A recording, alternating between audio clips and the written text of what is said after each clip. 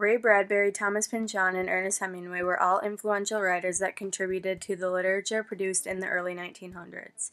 These interviews will tell about their lives, their literature, and their style.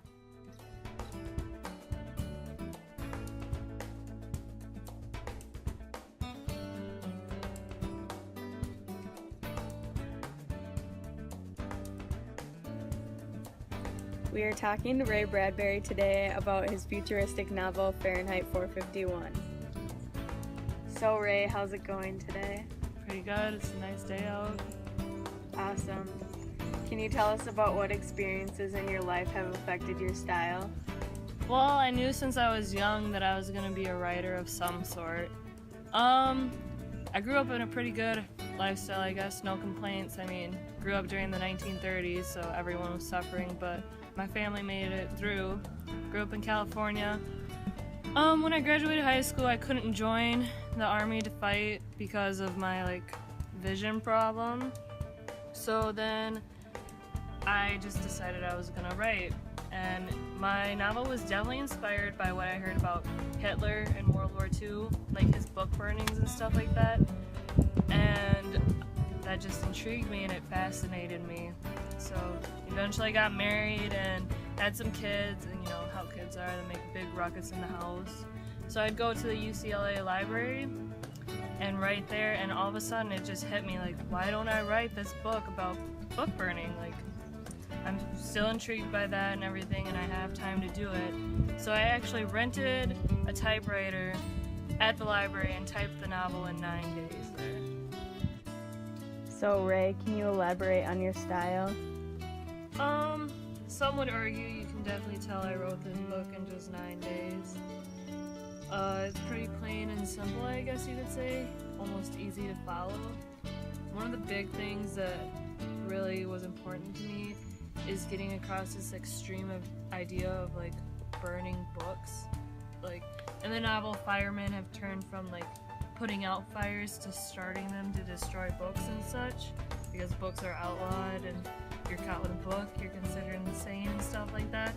So being able to use extreme word choice and description, there's one instance where a woman, we have to set her books on fire, or Guy Montag has to set her books on fire, and she refuses to leave, and so she basically commits suicide by staying in the burning house with the books.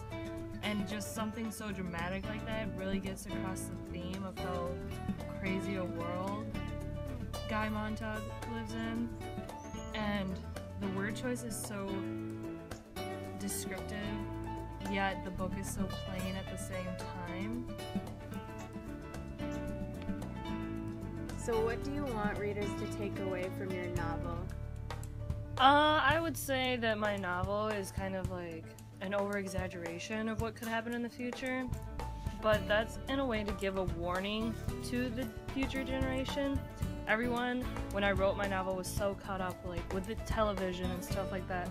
I guess I just want people to live life by reading books and not being just so I guess you could say dependent on watching television, because that takes away communication between people, and that's not where we need to go. This is kind of a warning for the future of what could happen. Now, do I personally think it actually will? No, but on some level it will move towards that if we don't change the next generation. We're done. Yeah. Thank you for your time today, Ray. Yeah, thanks. Thanks for getting the word out there about my book. See you later.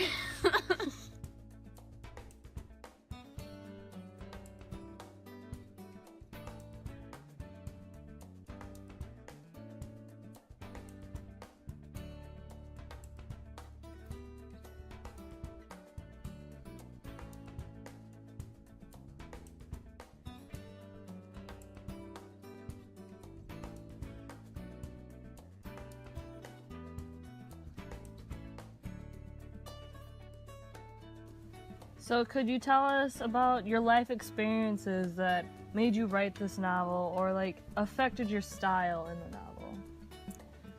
Well, I'd say what affected my style the most was probably the rise of the drug culture during the time that I was writing The Crying of Lot 49. I hate to admit it, but I took part in a lot of the activities during this time, and I picked up the hippie lifestyle and explored new genres of music like rock, since it was also the time of the rock revolution. I was also in the Navy for 2 years, so excuse my sailor mouth.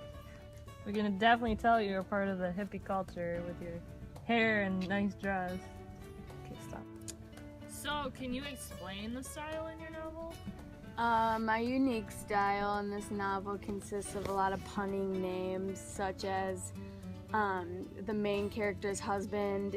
His name is Mucho Mas, and he owns the radio KCUF radio, which spelled backwards is a pretty nice word. And I make a lot of allusions to pop culture, such as the Beatles, who named themselves Las Paranoias, and I use a band called the Paranoids. So I use a lot of historical allusions and stuff. So, what do you want readers to take away from your novel? Well, since I wrote this in such a time of like the rise of the drug culture, it was the main theme of the story was about cultural chaos and how things like drugs, like LSD, which is a common thing in my book, can cause cultural chaos. And I have no clue what else to say. Well, thank you for your time, Mr. Pinchon. Thank you for having me.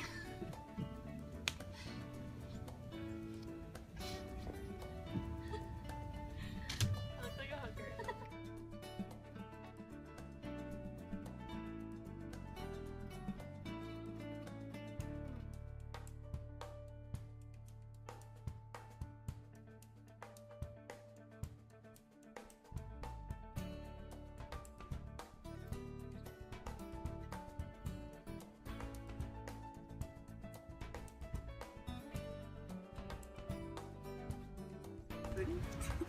Hi, we're here today with Ernest Hemingway to talk about his novel, The Sun Also Rises. How are you today? Great. So, could you tell us about your life experiences that affected what you wrote about and your style of writing? Well, I wrote a lot about the war because I was an ambulance driver on the Italian front, and I think the fact that I'm an alcoholic also affects my writing a lot since half my characters are alcoholics. I write about the Code Hero because that's the lifestyle that I wish that I could live. Yeah. Yeah. So, could you tell us about your individual style of writing? Well, I enjoy using a terse sentence structure because I like having the readers try to figure out what I'm trying to say or how the characters are. And my word choice is really bland and simple, and I don't really use that much description. I like using dialogue too.